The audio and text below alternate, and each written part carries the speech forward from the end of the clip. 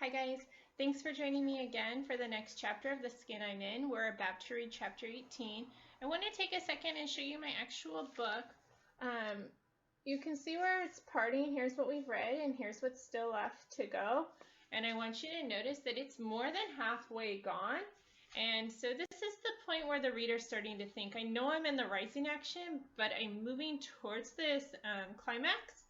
And a climax is this big cultivating event, something that's going to change everything for Malika. Hopefully it's moving her toward this happily ever after, this resolution to her problem, although that's not always the case. Sometimes we know problems don't get solved, and in that case, all that means is that something's still going to happen that's going to change the nature of her problem, and that's kind of what we're watching. The big things that are giving us keys to how Malika and her problem are changing are her relationships with Char and then also Miss Saunders. And I want you to note that in the previous few chapters, we've seen kind of a shift with both of those relationships. At the very beginning of the book, she is kind of tight with Char, but we're seeing this distrust grow and her kind of standing up for herself. And also at the beginning of the book, she really, really does not like Miss Saunders. But we've seen tiny hints of she does like the work Miss Saunders gives. She does do the work Miss Saunders gives, even though she doesn't do anyone else's work. And we even had one day where she was like, I don't kind of hate this interaction with Miss Saunders. So we're watching how those are changing and how Malika is changing in response to that. I know some of you might have skipped the last chapter. That's totally okay. If you did, just a quick summary, Malika was leaving Char's house at the end of chapter 16, leaving the party, and she walks through this vacant neighborhood, which just means empty, no one lives there. And these two boys kind of find her and harass her and say a lot of really gross things to her. And they're specifically saying, like, they're calling her black a lot. And so that's definitely something that she already struggles with. And although she doesn't say a lot about it, we know that that's going to contribute to her conflict. It's going to make her feel worse right at the time she's starting to feel just a little bit more confident. She decides not to tell anybody except Sweet, but she does cry herself to sleep that night. So when we pick up here in chapter 18, you won't hear much more about the conflict, although they will kind of refer back to why she's feeling the way she is. And so now you'll know why that is. Before I get started with reading, take a moment and pause this video. Go to Google Classroom and do two things for me. One, double check your assignment.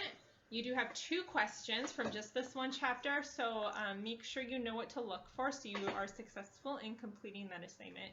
And then 2, once you've done that, make sure you pull up the actual copy of The Skin I'm In and get it ready so that you can read along with me. And then when you're ready, press play again and we'll be ready to read. Chapter 18. It's been a month now, and this is referring back to the end of the last chapter, so since that night that the boys harassed her. It's been a month now, and all I think about is that thing with those boys. Mama's been saying I got my head in the clouds. She keeps asking if I'm in love or something. I spend a lot of time in my room and don't even talk on the phone, not even to Sweets. Mostly I'm thinking and writing in my diary. Our diary. Akeelma's and mine. Lately, it's hard to know where Akeelma's thoughts begin and mine end. I mean, I might be starting off with her talking about how she's scared she is with the smallpox spreading around the ship and killing people. Then I end up with some paragraph with Akeelma saying she's scared and maybe people will always think she's ugly. But I'm really talking about myself. I'm scared. People will always think I'm ugly. Miss Saunders says it's good that I'm getting so close to Akeelma. Interesting. Good writers get close to their characters, Miss Saunders says.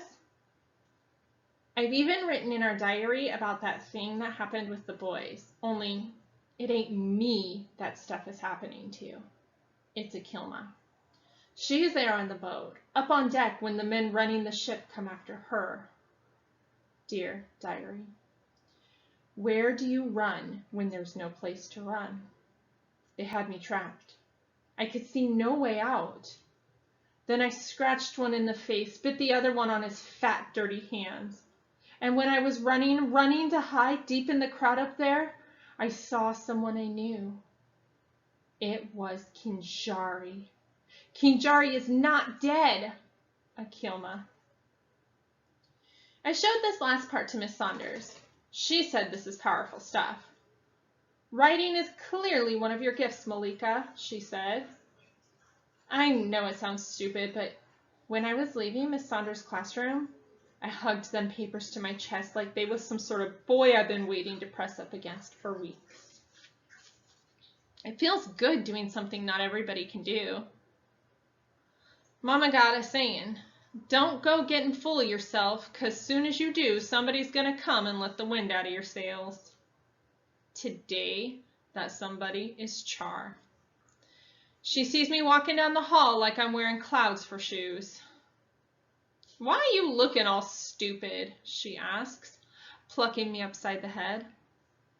Like a dummy, I tell her about Miss Saunders and my work.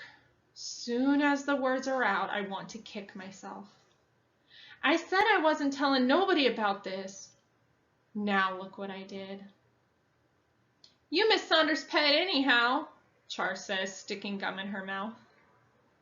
She got you that job in the office just to keep you away from me, I bet. I started to tell Char that ain't so, but she don't want to listen.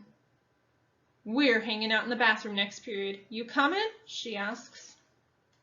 I have to work, I say. Well, that's what good little slaves do. Obey their masters, right? If Char knew, really knew what girls like Akeelma went through, she wouldn't be talking down slaves. You gonna be a slave or your own master? Char asks, crossing her arms. If I was my own master, I wouldn't ever speak to you again, I want to say. But instead, I just tell Char I'll see her later. You better be there, she says, walking off. She's halfway down the hall when I hear Worm call her name and see him run to catch up with her. Worm is sliding his arm around Char's shoulder. She yanks it off like he's got body odor. Now that Char has finally stole Worm away from Daphne, she don't even want him no more. That's how she is, sometimey. It ain't no real choice when you think about it. Hanging with Char and them in the bathroom is more fun than stapling papers in the school office. So when I push open the bathroom door, I put all that stuff about Akeelma and Miss Saunders and the office out of my head. Hanging out in the bathroom is party time, Char likes to say. So I go in there ready to have a good time. I scoop myself up on the sink and kick off my shoes. Char gets up on the mirror and puts on another coat of mascara. She and the twins, Razy and Raina, laugh. They're talking about Worm and some other boys I don't care nothing about. I smile and act like I'm listening. Next thing I know, I'm reading one of Akeelma's letters.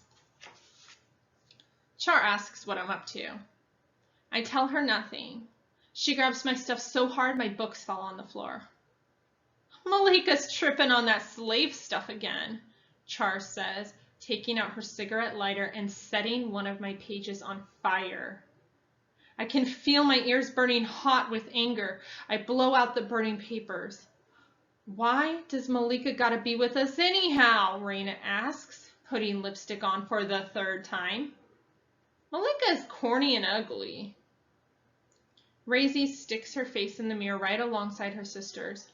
A matching set. It used to be fun watching Malika half kill herself learning to smoke, Raina says, cutting her eyes at me. But Malika's just a pain now, says Razy. Razy and Raina pull back from the mirror at the same time. They both puff up their hair and scratch the same side of their neck at once. Char says the only reason she lets me hang out with her in the first place is to get her grades up. Seems like it's been forever and they ain't up yet, Raina says. Char shakes her head and smiles. You're right, Raina. I'm thinking about letting her go anyway. Char's talking like I ain't even here. Only I can't cut her loose yet. We got that big book report due in social studies. After that, your history, girl, said Char, looking my way. Raina's still on my case.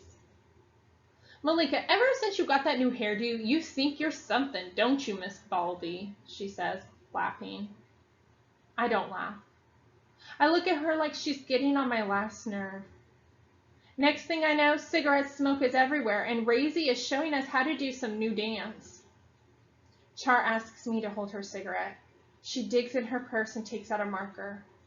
She writes her name in big black letters on the wall near the sink. Charlize Jones. All of a sudden, Miss Saunders comes bursting into the bathroom like she's a cop. All right, she says. Dag, Razy says. Why you always gotta be ruining stuff, Miss Saunders? Charlize is pissed. This is the third time Miss Saunders has busted her in the bathroom this month. Miss Saunders comes over to me and yanks the cigarette out of my hand. I'm surprised to see you here, Malika, she says, flushing the cigarette down the toilet. Then she rubs her hands on her slacks.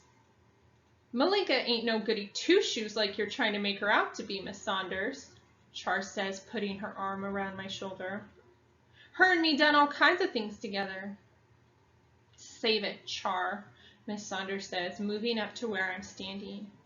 She accidentally bumps Charlize's arm and makes her drop her lipstick on the floor. The lipstick lands right on the tip. You did that on purpose, Char yells as she gets up on her toes, up in Miss Saunders' face. But Miss Saunders gets as serious as a heart attack.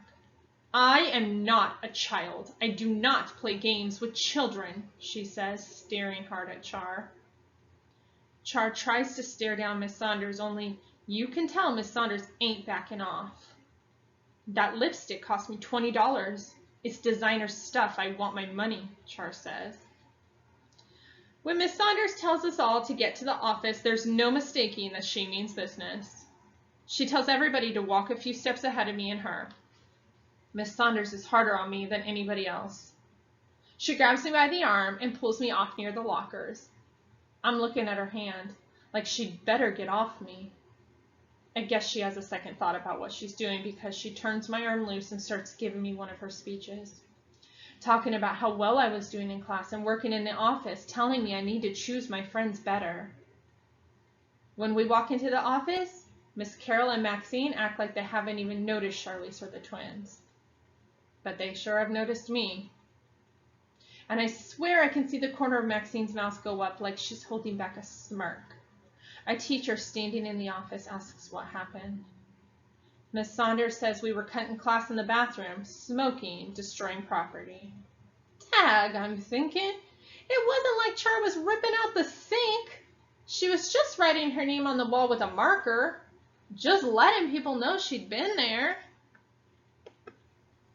And if you're like me, I find the end to this chapter super interesting because it almost sounds like Malika wants to defend Char, which, if you think back, is interesting because Char had just said in front of her, as if she weren't there, I'm about to cut her loose after she does my book report for me, and they're making fun of her the whole time in the bathroom, and they set her work on fire. But since Miss Saunders caught her in the bathroom skipping class, she's on Char's side and against Miss Saunders, so that's quite interesting and a little bit different than what I might have expected, but maybe that's just my perspective. All right, so let's get down to it. So Malika has this low self-esteem. People have teased her throughout the entire book. And since we are getting closer to the climax, which is going to happen at the top of this point right here, that's going to be the climax, we are starting to watch like what factors are escalating or increasing our conflict, moving it up to this point where Malika is going to reach this point where she can't take no more. She's going to make some sort of a choice, or the circumstances will make a choice for her that is going to change everything about this conflict. What is making this problem escalate, or in other words, what's making it move upward? Whoops, I wanted to get this out first. Move upward toward this resolution. And what I've been thinking about so far is that Malika is starting to gain a little bit of confidence, but that might seem like a solution, except that every time she does, something cuts it back. And we're seeing this struggle between, I feel better when I write as Akeelma, I feel better when I'm in Miss Saunders' class, I feel more confident at the memory of my dad, but every single time something there is dragging her down. And if you're thinking about it like me, usually that something is Char. Although not always. We did see those boys harassing her. So thinking through all of that, we are moving closer to our climax. And I am asking you to think in your Google document specifically about the idea of strength with Malika. Or your other option would be to look at the figurative language across these chapters, which is tons of it. And I think it'll still point you back towards strength in any case. And then I'm asking you to think about the relationship between Malika and Akeelma, and then also between her and Char. All right, so go ahead and go over to Google Classroom and complete that assignment and send it over to me. I love reading your responses, especially those of you, some of you are putting so much thought and insightfulness into your work, and it just gives me this whole new perspective on the book, and I very, very much appreciate that. If you are struggling, please make sure that you meet me in my tutoring hours. They're posted on the stream on your classroom page, and I'm so happy to discuss the book with you and help you, or on any other assignment you might want help on. But for now, that's all.